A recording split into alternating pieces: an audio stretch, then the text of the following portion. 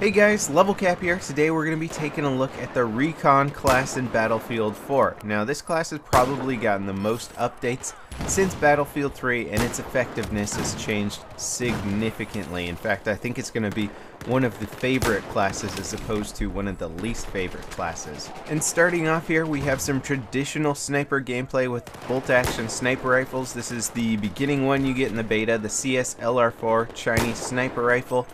We have some limited stat information from Simthic.com. They've been digging around and getting us the stats. Hopefully we'll have all the beta stats pretty soon.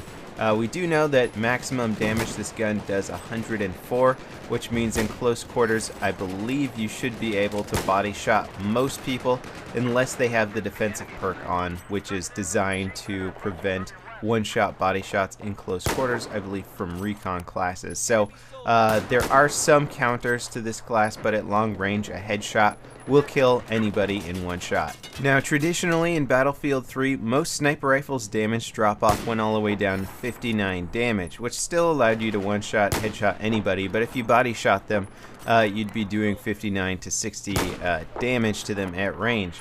Well, in Battlefield 4, the damage drop-off goes down to 69 damage, so it's about 10 damage higher than before. So overall, you're going to be doing more damage from any range with bolt-action sniper rifles in BF4 compared to BF3. And without a doubt, the biggest thing affecting the Recon class is suppression. I've talked about this many times before, but it's probably one of the most important updates in Battlefield 4 in terms of how the actual game's going to play out.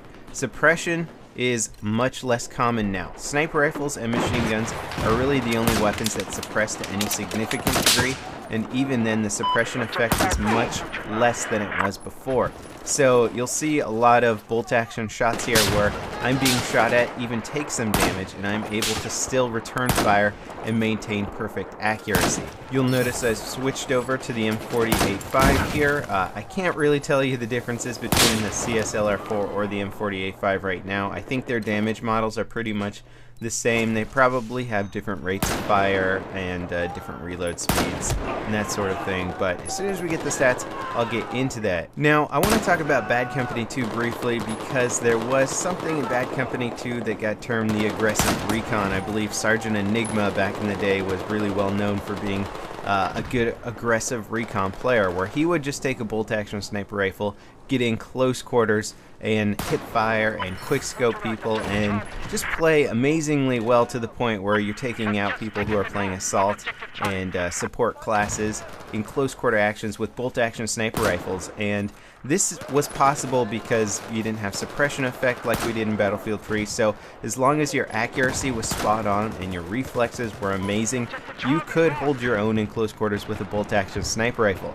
I'm looking forward to seeing this kind of gameplay coming back in Battlefield 4. Now obviously you're going to be at a disadvantage for many reasons, but if you do hone your skills, you should be able to hold your own and get some pretty impressive gameplay out there and surprise a lot of your enemies by taking them down in ranges that they're just not used to getting down from recon classes. Another big change to bolt action sniping is the fact that your bullets now have vapor trails, and this helps your enemies, your foes, try and pinpoint where your location is. Now at first you might be thinking like, great, that's all the recon class needs, is something that immediately tells your opponent where you're located. Well, in small maps here, like playing on domination, it does give away your position very quickly. On large maps like Conquest here on Siege of Shanghai, it can still be a little bit tricky to locate where the snipers are. Especially if they're up on top of a huge building, it's still very hard to read those vapor trails specifically and figure out where they are. In fact, scope glint even makes more sense on maps like Siege of Shanghai because you do need a little bit of help locating the enemy recon classes because they have so many places to hide. Now of course the other big change is that the recon class has access to C4. You only get 3 sticks of it, and you're probably going to need all 3 to take out a heavily armored target like a tank, and ammo boxes will not replenish your C4, so no more spamming with it. You have to use it very tactically. Now in addition to bolt action rifles, we also have semi-automatic sniper rifles. These can be used by any class, but I'm going to use them with the recon class here because you do unlock them by playing the recon class. These are DMRs, which stands for Designated Marksman Rifle. This first one I'm using is called the RFB, which stands for Rifle Forward Ejection Bullpup. Now, I really like the look of this gun. I think it's very, very modern looking. I like Kel-Tec designed weapons. Hopefully we'll see that Kel-Tec shotgun come in the game at some point to compete with the UTS-15. But in terms of the actual performance of these DMRs, currently their maximum damage is 43, their minimum damage is 30, which puts them on par with something like an SKS. They're very similar in terms of their damage model to an SKS, and I love the SKS from Battlefield 3. I think it's a really fun battle rifle. My problem with these in Battlefield 4 is that there seems to be something about their follow-up accuracy. It seems like perhaps the bloom of the weapon or the recoil or something is there that just makes it very difficult for me personally to put down a lot of follow-up shots on my target, and I feel much more effective with the SKS in Battlefield 3 than I do with these guns in Battlefield 4. Hopefully I'll be able to pinpoint it once more stats on these weapons come out, but I'll also say playing with these guns with the ACOG is very difficult. I think it's way too much zoom. Now I've got some motion sensors, I finally unlocked them, and I'm using the Mark 11 Mod 0, which is the other semi-automatic sniper rifle. As far as I know, there isn't a huge difference between the RFB and the Mark 11 Mod 0. I'll have to look at the stats again to try and figure out. I'm sure it's reload, bullet velocity, rate of fire, that sort of thing.